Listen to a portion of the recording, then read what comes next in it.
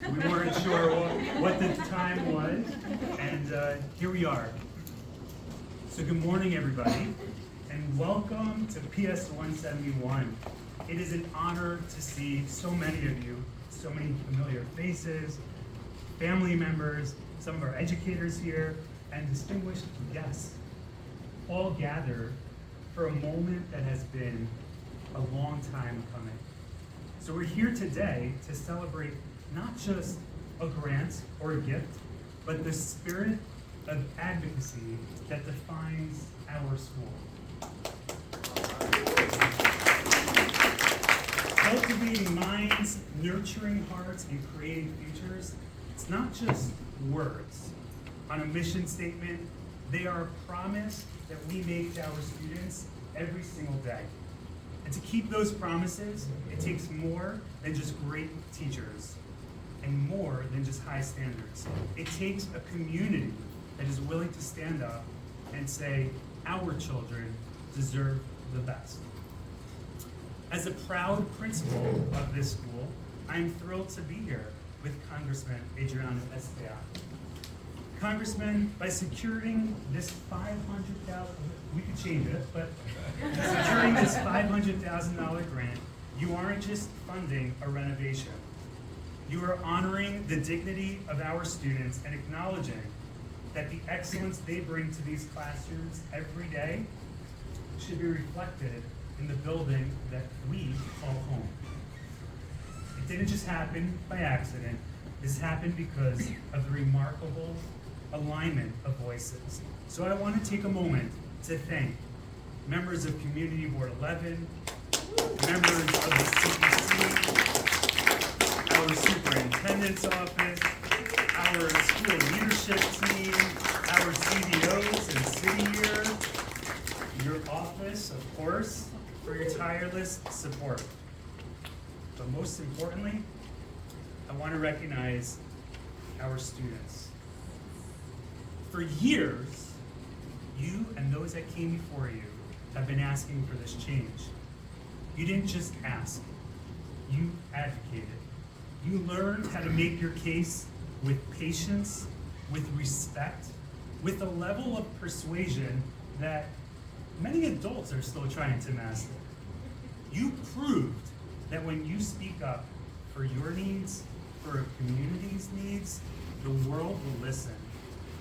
That is the greatest lesson that we can ever teach you. We already know that PS 171 is a place where students feel safe and consistently achieve at the highest levels. But we also know that for an elementary or a middle school, student clean and modern bathroom is not just a luxury, it's a matter of dignity. For years, when students have walked through these spaces, they were met with old, scratched, and stained mirrors. And while it might seem like a small thing, those mirrors matter. When a child looks at a reflection through a surface that is clouded or worn down, it doesn't really match the brilliance of the mind they are cultivating in our classrooms. By revitalizing these spaces, we are changing that reflection. Our students, you, should be able to look in a clear, bright mirror and see with absolute pride the high achieving, the capable leader that we see in you every single day. So our students will move through their day with a sense of pride rather than a sense of compromise. This project tells them that you are worth the investment. By revitalizing these spaces, our bathrooms, we are protecting the emotional and social well-being that allows their academic minds to flourish. So, Congressman, thank you for your partnership in our mission. You've shown our students that democracy isn't something that happens far away in Washington. It's something that happens right here in our hallways. And because of your generosity and this community's persistence, PS 171 will continue to be a place where we don't just dream of a better future, we build it. So, as I mentioned, the heart of this effort was our student voice, and it's only fitting that we hear from one of our leaders who helped carry this torch. Please join me in welcoming our Student Council President,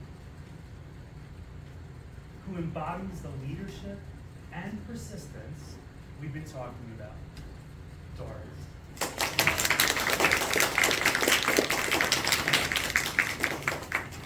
Good morning, everybody. I hope everyone's doing well.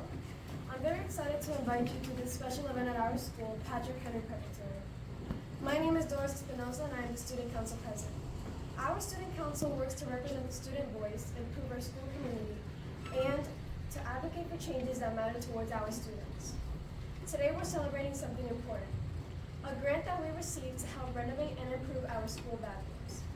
This is a big step forward for us, and it shows how much people care about making a school better for students. For as long as I can remember, one of the initiatives that always arises is the improvement of our school bathrooms. These renovations will help create a cleaner, safer, and much more comfortable environment for everyone. It's all about making sure students have the facilities they deserve. We're also honored to have Congressman Adriano Espaillat joining us to celebrate this achievement and the positive changes it brings towards our school community. Please join me in welcoming our Congressman to say a few words.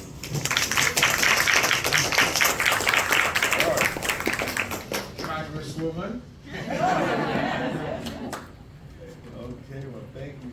I want to thank your principal, Mr. Schultz, and your great superintendent, Cristina La Cruz, who's, I think, one of the most active superintendents in the city. She's engaged with the community, and engaged with the schools in the district that she presides. And of course, the parents and you, the students, the CEC, the community board, everybody that was involved in this effort. And this is a very special one for me because it highlights the power of your voice, right? Your voice has the same power as anybody else's voice. But when you use it collectively, when you use it as a group, it could move mountains. And that's what you did. You use your voice to tell me, your representative, what you needed in this school. That you needed to renovate the bathroom. But that could have been done by the Department of Education. That could have been done maybe by the Parent Association if they raised money, that kind of money. But what's important here today, that it was done by you. And it shows the power that you have in you. There's a concept in government, it's called one person, one vote. Right? There's been great cases in the Supreme Court of the United States that established that there is the concept of one person, one vote, that my vote is as good as your vote, and your vote is as good as mine. It doesn't matter. So when you get to vote after you're 18, you're going to have that voice that you have right now, that you displayed, and you got this $500,000, you'll be able to use it with your vote. And that's powerful too. So your voice and your vote really could take this country in the direction that you want it to go. Just like you're taking the school, this school, Patrick Henry School, in the direction that you want it to go. So I'm happy to be here with you. You're strong young people, and your voices are very powerful.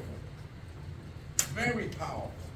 Had it not been for your voice, that check would not be standing there. And so we congratulate you.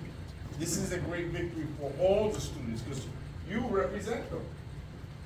And so it is the voices of all the students in this school that have made this happen today. So I thank you all for inviting me, and thank you for being here. I want you to engage in more of these civic-minded activities, right? There's many things that you can do. You could have a cleanup day for the neighborhood. You could plant trees across the city, if you like, or across the area around the school. You could talk to the police department to see how you can make the neighborhood safer. Right? You could do things in your library here for the other students to benefit from. So there's so much that you can do. This is just one example of what you can do with your strong voice. Your voice is as stronger, if not stronger, than mine. And when you come together like you did this morning, and like you did during this process, you're very powerful. You're no longer just the future of our community. You are the present right now. You're making a change right now, not tomorrow, not 10 years from now, not 20 years from now, right now, this very moment. So I congratulate all of you. And you know, I'm gonna take this story to the floor of the House of Representatives. And we have a period during the day where we can go to the floor, we can talk about just about anything we want. And it stays recorded in the minutes, the official minutes of the US Congress. Everything you say on the floor remains recorded forever in the ledgers, in the minutes of the US Congress. And so I'm gonna take this story when we get back in 2 weeks.